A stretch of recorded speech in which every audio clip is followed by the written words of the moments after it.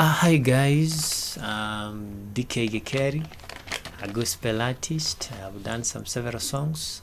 They're in YouTube.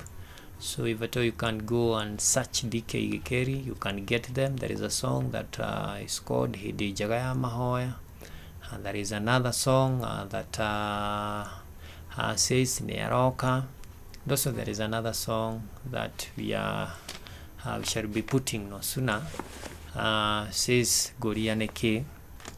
So these songs, you will meet them there. So it is good.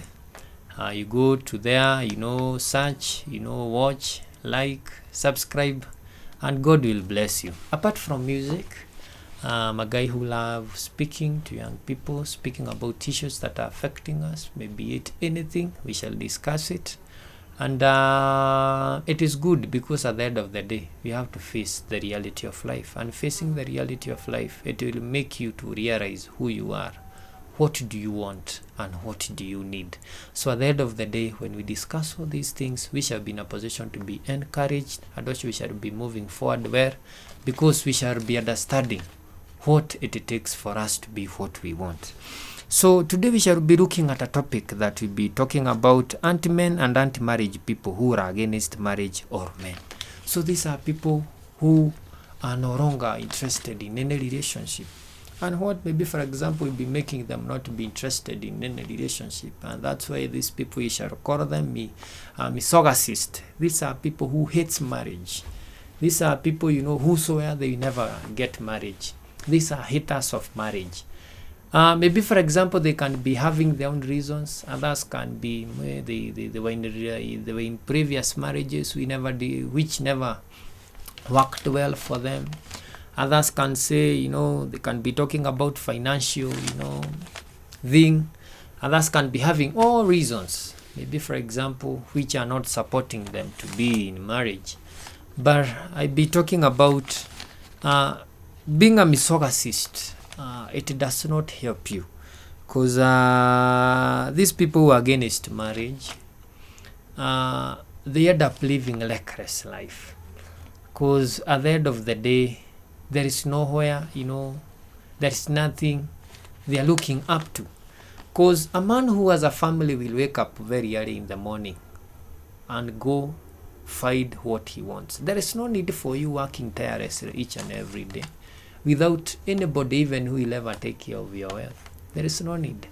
And that's why even Abraham, the time that he was told by God to leave his matrimonial home and to go to a place where he'll be told, we are seeing the first thing that God is doing. It is giving him the ideal son. And this ideal son is the son who could take care of the wealth of his father. Despite Abraham, he had an affair, or he had slept with one of his maiden, and even went forward of having a son, but that son was not legitimate.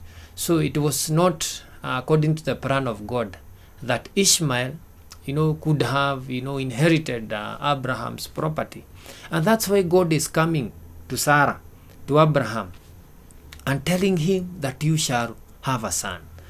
And after Sarah being told this, we are told that she laughed. And that's why when you can read in Broden, we can say Isaac mean louder.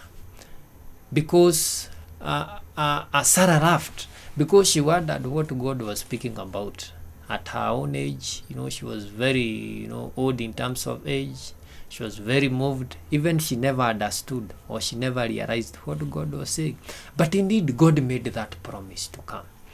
And after God blessing him with a son, so Abraham, nothing could come on his way and prevent him from becoming a successful man. And that's why when you can read the Bible, if at all there was the wealthiest person who have ever lived in this world was Abraham.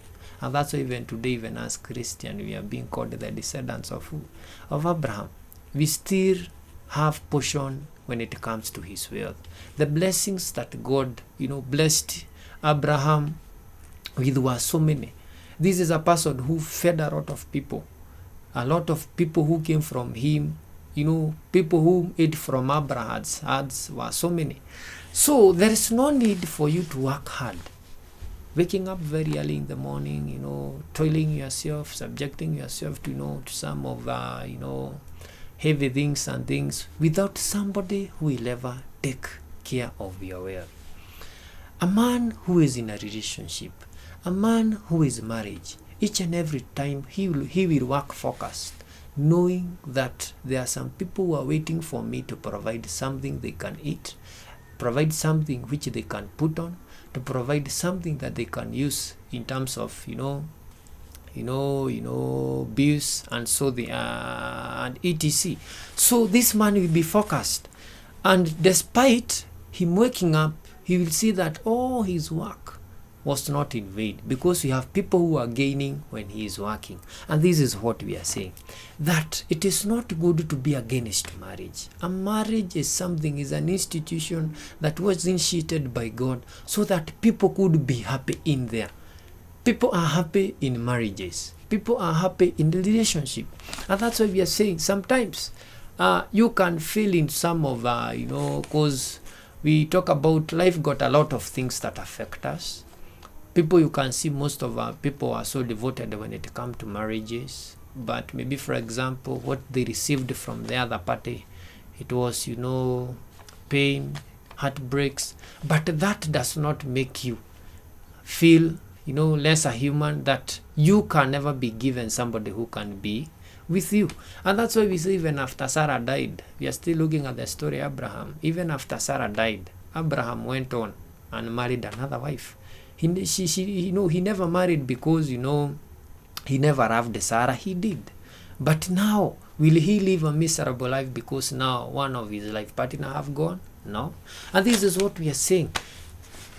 Time for us to be misogynist has to end. Especially for the young people who don't want to take responsibility, who think that their financial status, will be compromised. No. People who think that now, they have become a husband to somebody, so this is what is. It is time to realize the blessings, the good luck that is found in marriage. So I can say in marriage, there is best of all. In marriage, there is something good. In marriage, there is something that is better than anything else. So if at all you are there, and you think maybe, for example, being in marriage, it will help me, it will make me be this and this. No, it will never make you lesser. It will never make you to be a lesser human being. But each and every time, you will feel comfortable, you will feel energetic, and also you will grow even to a bigger thing in future. Because at the end of the day, that is what you can represent, and also the world can be in a position today. So I can say, let us stop being misogynist. Let us stop being haters of marriage.